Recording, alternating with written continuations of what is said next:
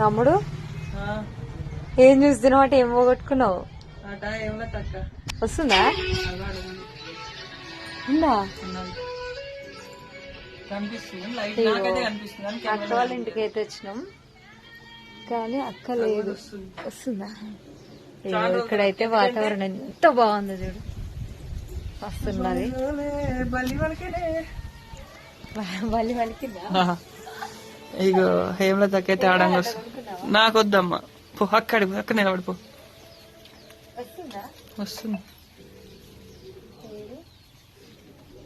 ఇంకో ఆడంగా వస్తుంది. రాగి కట్టుకోవాలంటే కొట్టుకుంటావా? ఏమో మనం పోయేది అక్కడ పోతున్నాం, ఇంటికి పోయినా కొనుక్కోవాలి. అవునా?